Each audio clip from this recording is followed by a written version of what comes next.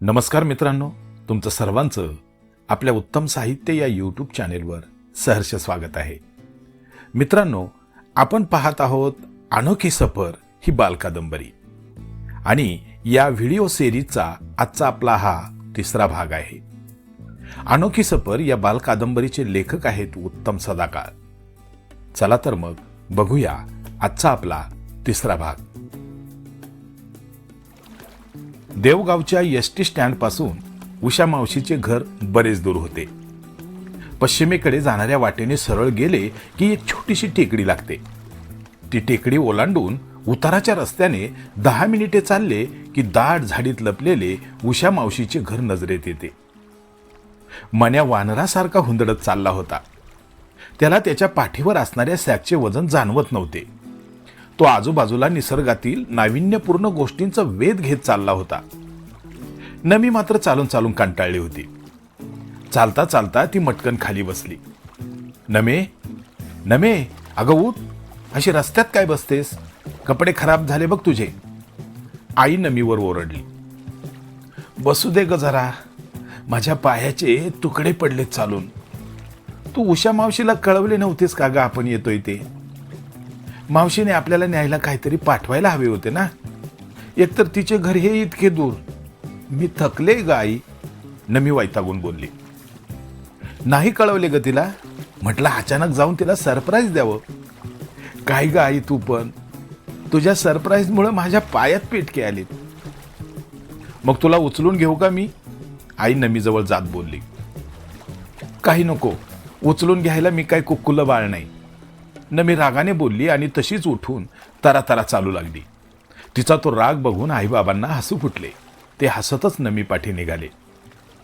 टेकडी उतरल्यावर उषा मावशीचे घर दिसू लागले. नारळ पोफळींनी गच्च दाटलेल्या बनात सुंदर असे कौलारू घर बघून नमी सुद्धा तिचा थकवा विसरली. वाव, किती सुंदर आहे नाही घर, नमीने आईला म्हटले. आईने फक्त अभिमानाने मान डोलावली. बाबा ही गारूड झाल्यागत समोरच्या निवांत सुंदर परिसराने नटलेल्या त्या घराकडे बघत होते. मन्याची नजर घरावरून थेट पलीकडे असणाऱ्या फेसाळत्या समुद्राकडे गेली. उषा मावशीच्या घराच्या इतक्या जवळ समुद्र असेल असा त्याचा अंदाज नव्हता, पण आता तो समुद्र प्रत्यक्ष बघत होता. टेकडीच्या पायथ्याशी समुद्राच्या अगदी तटाशेजारी उषा मावशीचे घर होते. समुद्राच्या फेसाळत्या लाटा किनाऱ्यावर फुटत होत्या. त्यांच्या इवल्याशा तुषारांनी किनारा चिंब भिजत होता. समुद्राची ती गाज मन्या कानात साठवून घेत पुढे निघाला होता. एव्हाना नमीलाही उत्साहाची भरती आली होती. ती रस्त्याने दुडूदुडू धावू लागली. चौघेही घराच्या अगदी जवळ येऊन पोचले. 10-15 पावलावर घराच्या भोवताली असणारे कुंपण होते. कुंपणाच्या दरवाजातून आत गेले की घराचे अंगण सुरू होत होते. मन्या सर्वात पुढे होता. त्याच्या पाठी नमी उषा मावशीला हाक मारत चालली होती. पाठीमागे आई आणि सर्वात शेवटी बाबा होते. घराकडे जाणाऱ्या त्या वाटेच्या कडेला आंब्याची आणि फणसाची मोठी मोठी झाडे होती. त्यांच्या गर्द सावलीतून ते चाललेले होते. मावशी, ए मावशी, अगं कुठं आहेस तू? नमी उषा मावशीला आवाज देत होती. पाठीमागे कोणीतरी धडपडल्याचा आवाज झाला. सगळ्यांनीच चमकून मागे पाहिले आणि बघतात तर काय, बाबा एका फणसाच्या झाडाला चक्क उलटे लटकलेले दिसले. घाबरलेले बाबा ओरडू लागले. अरे देवा, हे काय झाले? अरे मला वाचवा रे कोणीतरी. बाबांचा घाबरलेला आवाज ऐकून मन्या शहारला. बाबांची ती दयनीय अवस्था बघून त्याच्या काळजात कालवा कालव झाली. तो बाबांच्या मदतीला लगेच तिकडे धावला. बाबा घाबरू नका, मी सोडवतो तुम्हाला. पण तुम्ही यात कसे काय अडकलात? हा तर चित्रपटात दाखवतात तसला सापळा दिसतोय, मन्या विचार करत बोलला. मन्या, अरे बाबा, ही प्रश्न विचारायची वेळ नाही आता. मला पहिल्यांदा यातून सोडव. बाबा झाडाला उलटे लटकलेल्या अवस्थेत बोलले. अरे धावा धावा रे कोणीतरी, यांना सोडवा यातून. आईचा स्वर सुद्धा अगदी रडवेला झाला होता. आईच्या डोळ्यात पाणी दाटताच नमीलाही कसेसे झाले. त्या दोघांची अवस्था बघून मन्या त्यांना धीर देत म्हणाला. तुम्ही घाबरू नका आई, मी बाबांना आत्ता सोडवतो बघ. असे म्हणत मन्या झाडाच्या बुंध्याकडे धावला. झाडाच्या बुंध्याला एक दोर बांधलेला होता आणि त्याच दोराचा सापळा बनवून तो फांदीला लटकवलेला होता.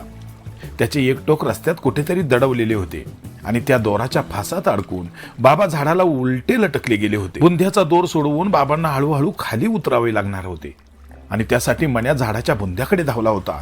तो बुंध्याचा दोर सोडणार तोच मण्याच्या कानावर आवाज आदळला, ए थांब, हात लावू नको त्या दोराला.